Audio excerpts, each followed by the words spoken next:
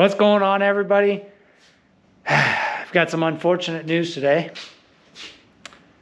This one over here somehow broke this one. The one that she drives around on a regular basis. Why? Whoopsies. Yeah, well, it's not totally her fault. So this wasn't a planned video, and because of this... and you fixed your truck too. It's not all my fault. The truck was a pinion seal, and it needed doing like a year ago. So we just... Funny story, the pinion seal on my Silverado only leaked when it got cold out. And as you can tell, I'm wearing a beanie and a flannel. It's cold out, and it started leaking again. It was fine all summer, but that was no big deal, and I already had the parts for that. Easy fix. This, on the other hand, is going to be a much more problematic issue and is going to potentially impact doing work on that car and all the stuff we typically work on the channel. And maybe one of you guys will have some insight for me, because I'm going to have to do a whole lot of homework to try and figure out how to fix this. So here, you take this. This car has developed a coolant leak. It's had an oil leak for a while. It was a very minor, just a drop of oil here or there. It wasn't enough to be concerned about. But now it's got an oil leak, or a coolant leak, that is just as much of a nightmare to get to as where the oil leak was. Back here, where you want to work on stuff up here, no. The problem is all the way down, back in this hole, between the back of the motor and the firewall. And the oil leak is coming from something that bolts onto the back of this motor. I can get my hand in there just far enough to be, yep, there's oil there, but I can't really see it. And now we've got a coolant leak back there that I was able to finally locate. This is a brand new coolant leak. We moved the car out of the garage this morning so that Paige could get her Christmas stuff down out of the attic. And there was a little puddle. Not a little puddle, it was a pretty good sized puddle, enough to be worried about. Well, you can kind of see it in this photo here, which I'll actually, you know what? I can pull the photo off of here and I'll put it up here on the screen.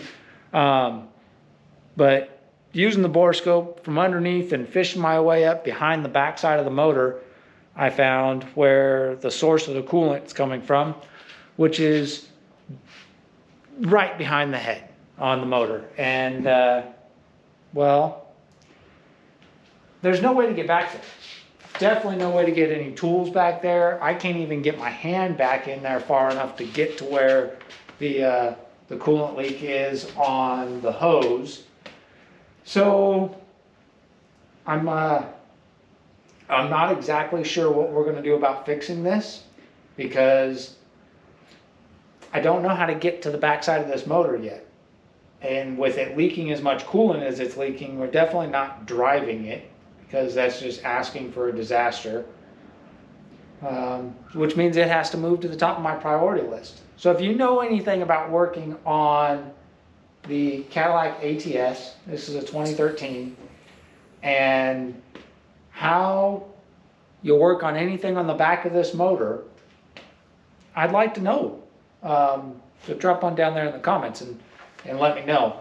What I've gathered just by kind of looking at it is I think that this car is put together a lot like the way some of the Corvettes are done and some of the Mustangs are done, where the drivetrain is all hung on a K-member and just loaded into the bottom of the chassis. And if all of that stuff on the back of the motor has to be done with the whole K-member and drivetrain out of the car, that would be a problem, because you kind of need a lift to do that. And well, I don't have one of those, and it might be doable without a lift, but probably not. So anyway, that's an update. Today's video is definitely going to be short because I'm stuck. I'm not going to dig into this until I at least have an idea of what to do about fixing it. And between spending an hour and a half poking around in this, trying to find where the coolant leak was coming from, and spending the first part of the day doing the pinion seal on my truck, most of the day today is already gone. And today's our work in the shop day, and we didn't work on any of the hot rods. However, I'll give you an update on the hot rods. Black Friday just happened, and my Visa is broken at the moment, courtesy of Jegs and Speedway. But we did get some parts coming for this car. We got some parts coming for that car so that we can stack them off to the side and not work on them because we have this now. I'm sorry. But it's not your fault. It's terrible design by engineers putting rubber hoses. I mean, how on many plastic parts have we fixed already in this car? This car we only had to do one plastic part. No, there was this. Yeah, that's the one we fixed. Yeah, and what did we just fix? Oh, the shift linkage plastic. Yeah. The shift linkage on this stupid plastic clip that holds the shift cable to the transmission. Fixed that a couple weekends, a month ago, 2 months ago. I don't know, whatever it was. And this is probably another one of those cases where it's probably got a freaking plastic fitting behind the motor, and the fitting probably cracked because the hose doesn't look like the hose is bad. None of the hoses are dry rotted, but you know, plastic fittings, gotta love them. Anyway, unfortunately, I don't know if we'll do videos on working on this car because it just doesn't quite fit the channel and what we do, but depending on what we get into and how chaotic it might end up being, maybe we will do videos on this. It will delay videos on this We're potentially. waiting on parts anyway. The parts will be here this week, and they're just going to get stacked up off to the side. I don't know, maybe we'll dig into some of the small little things and stuff, you know, to keep putting something out there showing that we're at least trying to make an effort of working on the hot rods that we want to work on. But this is going to be a nightmare. I'm sorry.